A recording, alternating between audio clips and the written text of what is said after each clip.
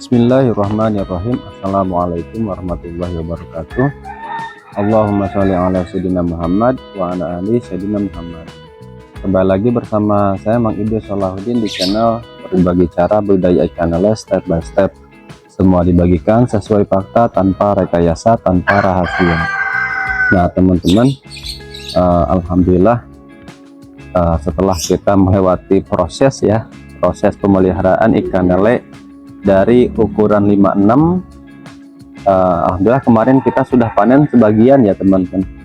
Seperti yang kita tahu, 3 bulan yang lalu kita tebar ukuran 56 sebanyak 15.000 ekor.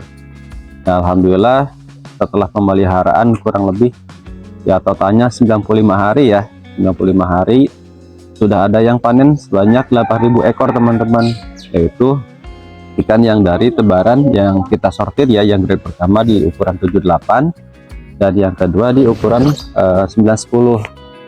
Nah kita review sebentar ya, sedikit teman-teman, kita review sedikit mengenai proses yang berjalan ya. Dulu kita ada setting-setting ketinggian air teman-teman, karena dilihat kondisi ikannya kurang nyaman ya, atau ada penyakit kembung. Nah kita turunkan airnya yang awalnya 45 cm menjadi 30 cm. Nah kemudian juga ada kondisi listriknya mati teman-teman, jadi nggak ada suplai air, nggak ada kocoran air. Nah itu alhamdulillah tidak menjadi kendala ya, karena setiap permasalahan tentu ada pasti ada solusinya. Nah mengenai masalah pemeliharaan teman-teman, ini bisa menjadi satu patokan ya.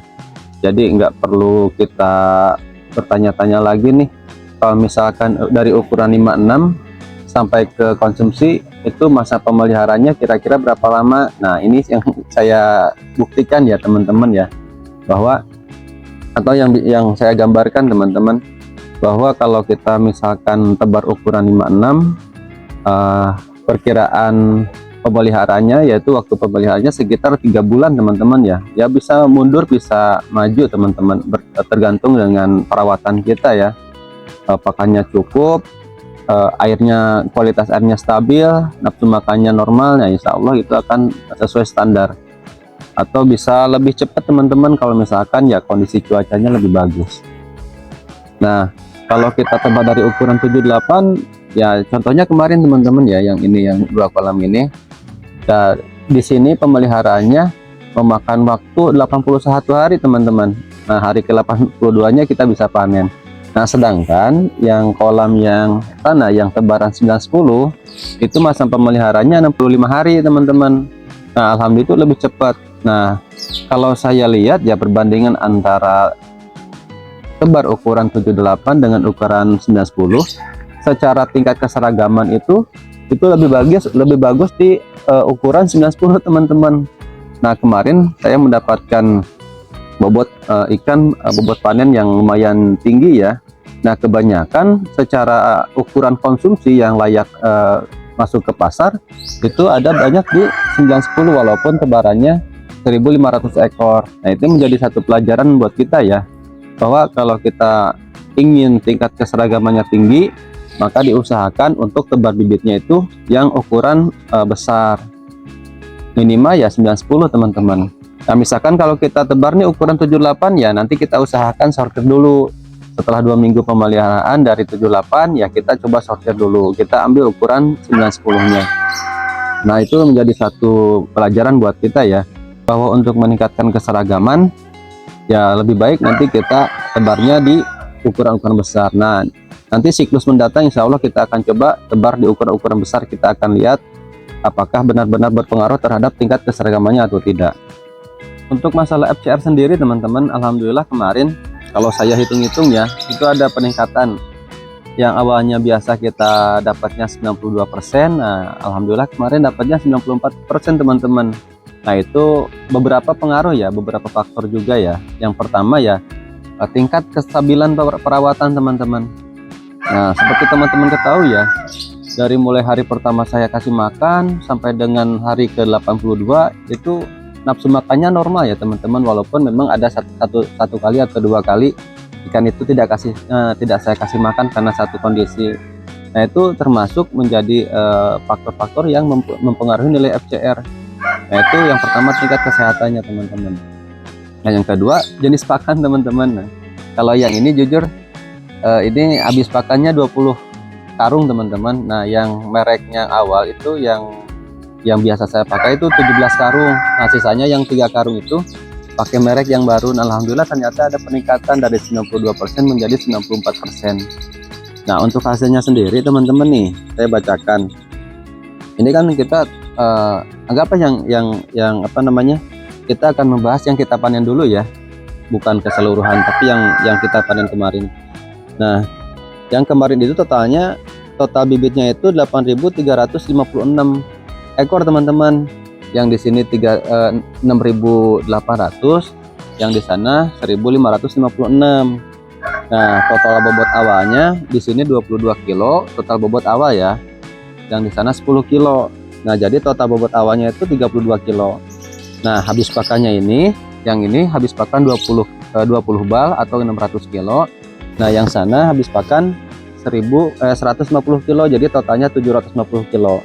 Nah, kemarin alhamdulillah kita panen daging sebanyak untuk dagingnya ya, untuk ukuran daging dari ukuran 6 sampai 10 itu kita dapat daging itu sebanyak 579 kilo teman-teman. Nah, BS-nya itu lumayan banyak teman-teman nih, 92 kilo. Ini kalau saya hitung BS-nya itu lebih dari 10%. Itu sayang sekali ya, itu kelewat ya teman-teman. Nah, untuk palangnya kita memang sedikit nih teman-teman.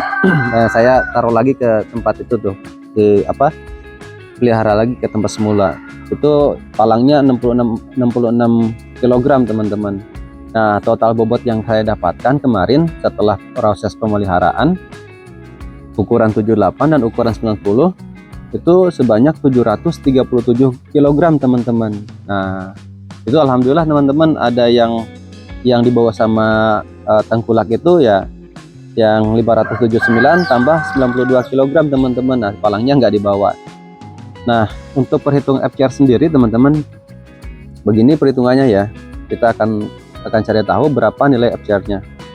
Nah, FCR-nya itu jadi bobot yang kita panen nih, yang tadi 737 kg dikurangi bobot awal yang tadi 32 kg ya, sama dengan 705 kg.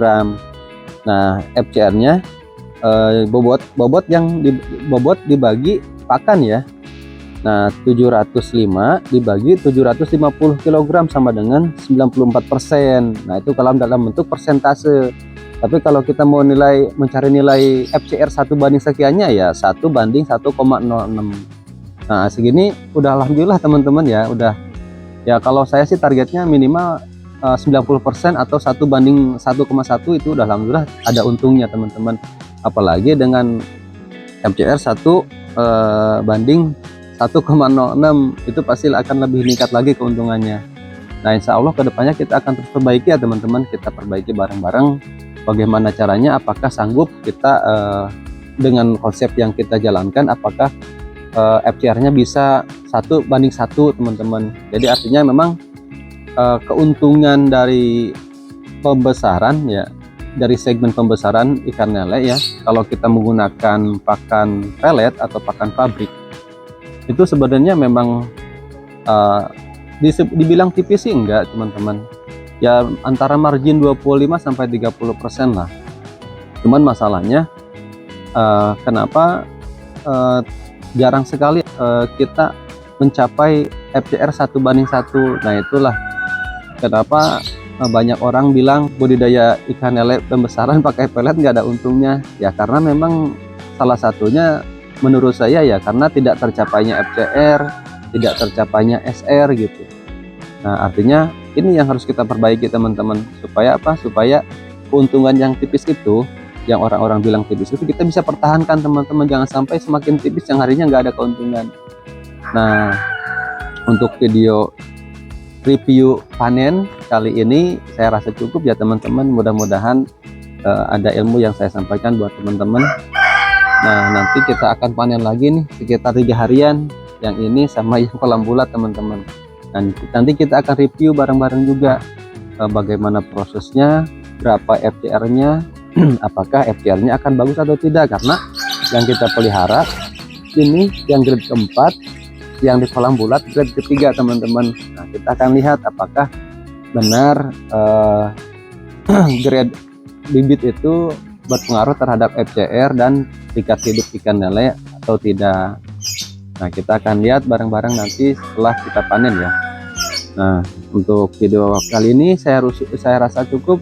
Mudah-mudahan bermanfaat. Jangan lupa bantu like, comment, share, dan subscribe. Assalamualaikum warahmatullahi wabarakatuh.